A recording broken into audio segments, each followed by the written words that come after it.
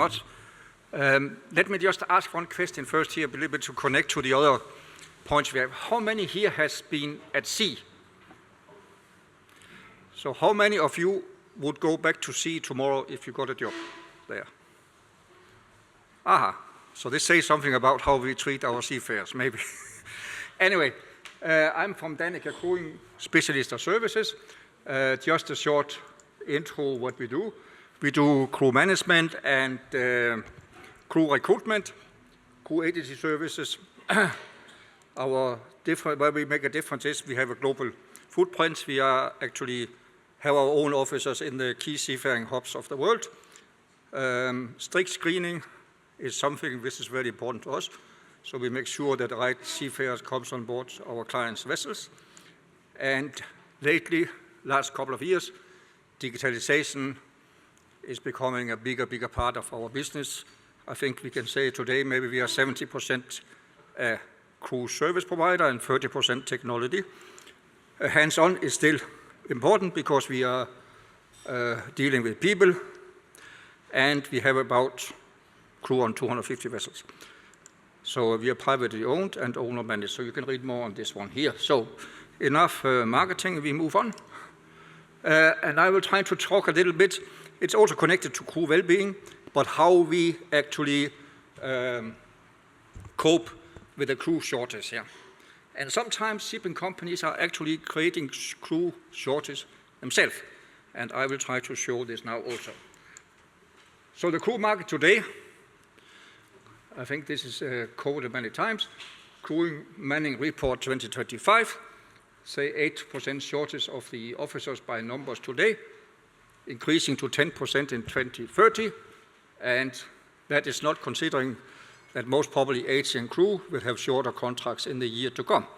And I had the opportunity to have a look at the draft BIMCO report that will come, and that is even worse, these numbers in that report. So there's a huge competition for the good talent, and we have fully transparent job markets today. Anyone can see all vacancies on the internet if they spend a little time on this. And 90% of the crew actually scan the market when they're home for vacancies or what is available. That's one of the crew surveys we make.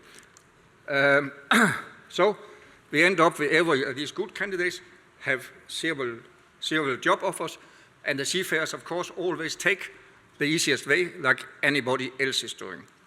So let's think about how we manage retention, the crew shortage, and how we actually should source in the modern world today. Starting with the retention. When we have look at the new generations and so on, I think this one which says career from cadet to captain in the same company, it is no more happening. Few cases, of course. The shortage of talented workforce in other industries with a technical mind, as actually we need, is make young people easy to find jobs. And as I said, the job market is completely transparent. As I said, we are 88% of the ones, there's 6,000 who answer our crew survey say, when I'm home on vacation, I scan the market to see if there's a better job than the ones I have. So employee behavior is changing these years, and seafaring also in some cases conflict with personal preferences. Yeah. Everybody talk about work-life balance, yeah? And seafaring is maybe not always fitting what the young people want to do.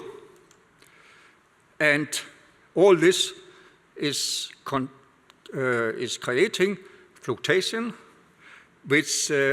of seafarers, and this is something which we cannot stop, but we have to manage it. And it actually will increase also, yeah.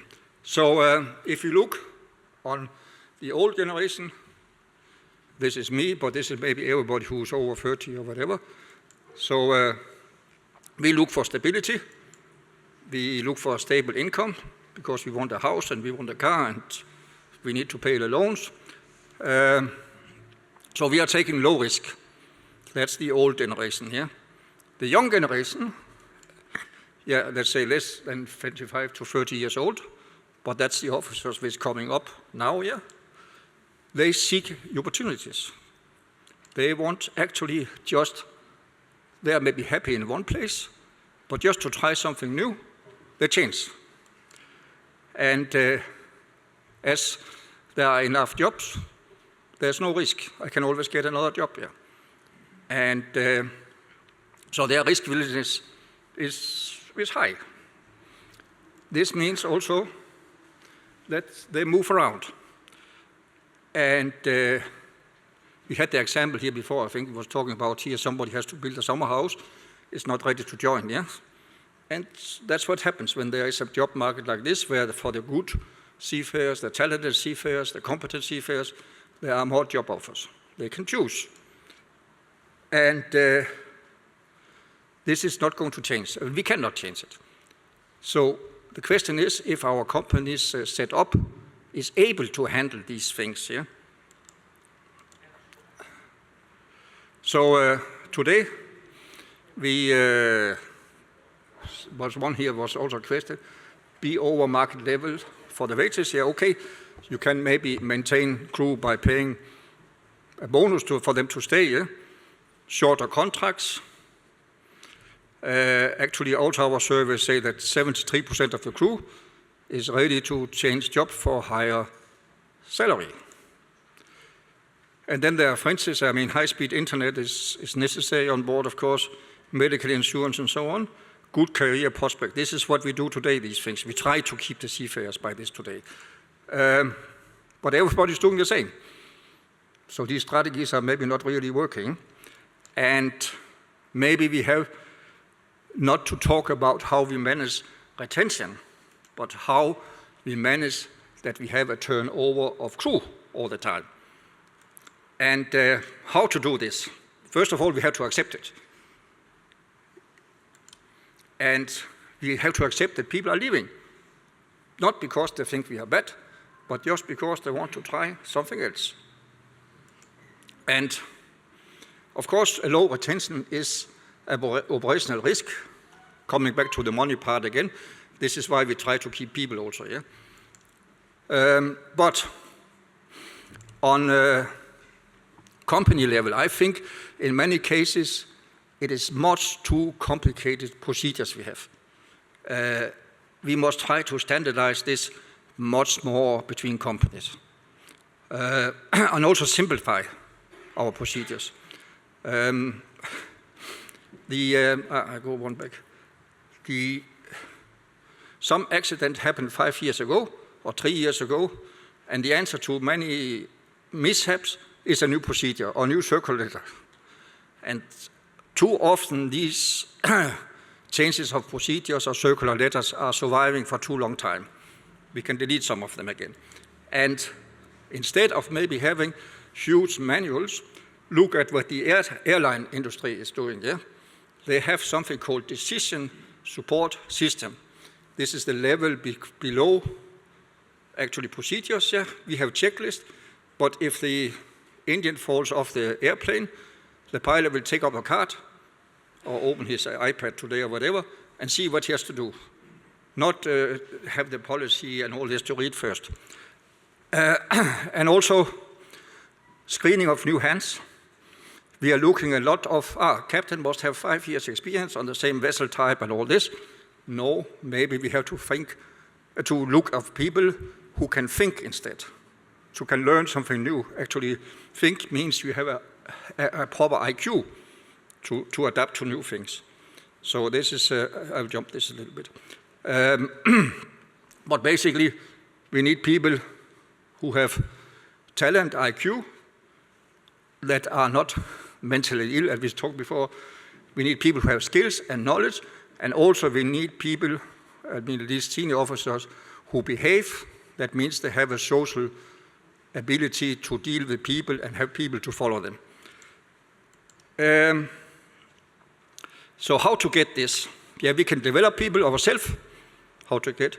We can hire early and train. So many are doing this. So when you hire young people, remember to take some extra because some will leave. Or, which most do, buy from the market. That means pay higher salaries than the other ones, and then steal. That's fast, but it's expensive here. Or sometimes also lower the bar. I mean, you said before, review the procedures. So it actually becomes easier to join your company and easier to come into as a new officer or seaman to come into your system. To have the right tools, yeah, and also reduce reporting maybe, yeah. And the whole, again, I say standardize. So there's also internal reasons for crew shortage here. Crew members on board are allowed to extend, but we overlook then when we extend the 4 captains in October, then coming to January, we have somebody who cannot join then, who's home, and they leave us then. 22% of seafarers in our survey also said they had to change employer because there was no slot ready for them when they were finished with their vacation. So that's really a problem also. Remuneration below market levels is also one thing, of course, yeah. Unfair wage policy. Somebody get upset about this. We cannot find a new chief engineer. So the new one gets $500 bonus, and the one who has been for 10 years in the company, he still have the standard wages here. And also non-supportive environment from the office side to the senior officers. This is also one reason why crew are leaving, actually. So, I will... but what we do today, we have this reality with a huge competition, yeah? And today, we still keep a very long and complicated recruitment process. And therefore, actually, in Danica and other companies I also see are coming the same way, is that we try to make this much easier for crew to apply. And that means to review a new candidate in the beginning, you don't need to ask a captain to fill in the CV since he was cadet. Basically, you only need last vessel, last rank, and experience on last rank and vessel type to evaluate this. And that's what we are doing. And we have a very simple app for applications to do this. It takes 90 seconds to apply. I jump on. And also on the internet, when you see when candidates see a vacancy, it's 3 steps. And then we have actually bots in the office who start looking at what is missing and so on, and start communicating with the seafarers. The last step we have also is, instead of sending long emails and calling to candidates, we use WhatsApp for recruitment.